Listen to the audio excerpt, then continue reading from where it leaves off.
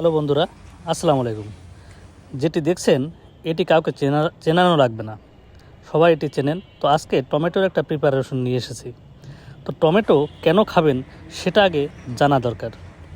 Tomato মুখের সৌন্দর্য ধরে রাখতে এবং বয়সের ছাপ দূর করতে বেশ কার্যকর। টমেটোর মধ্যে রয়েছে লাইকোপেন এবং ভিটামিন এ, যা অ্যাজমা নিয়ন্ত্রণে সাহায্য করে।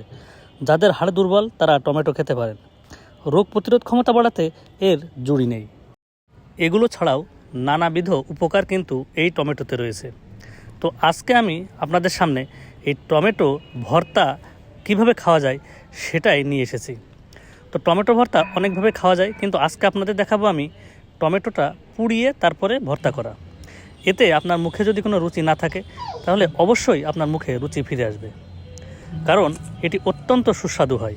এর ভিতরে একটু ঝাল বা মরিচ বেশি দিতে হবে, আর লবণটা একটু চড়া থাকবে। তাহলে ভাত কেমনি খেয়ে ফেলবেন আপনি নিজেই টের পাবেন না। তো আমি রেসিপিগুলো পরপর দিয়ে দিয়েছি, আপনারা এগুলো বাসাতে ট্রাই করে দেখতে পারেন। আপনার মুখে ভালো লাগবে জ্বরের থেকে উঠে, অথবা যাদের মুখে বিভিন্ন ধরনের মাংস খেয়ে খেয়ে রুচি একেবারেই চলে গিয়েছে তারা ট্রাই করতে পারেন। এখানে পেঁয়াজ, রসুন, কাঁচা মরিচ এবং শুকনো মরিচ এবং জিরার একটা কম্বিনেশন রয়েছে, যেটার ফ্লেভার আপনার মুখের স্বাদকে বাড়িয়ে দিবে।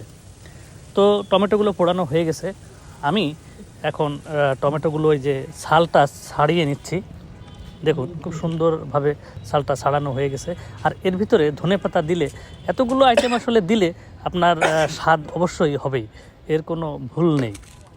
তো দেখুন একে একে সব কিছু দেওয়া হয়ে গেছে এবং সুন্দর করে ভর্তাটা এখন মাখিয়ে নেওয়ার পালা। আর এতে অবশ্যই কিন্তু আপনারা সরিষার তেল ইউজ করবেন, কারণ সরিষার তেল দিলে যে কোনো ভর্তার স্বাদ দ্বিগুণ বেড়ে যায়। আর সরিষার তেল দিয়ে সাধারণত ভর্তাগুলো করা হয়। দেখুন খুব সুন্দরভাবে ভর্তাটা কিন্তু হয়ে গেছে। এখন খাবারের পালা। এর স্বাদটা মারাত্মক, আপনি খেয়ে দেখতে পারেন।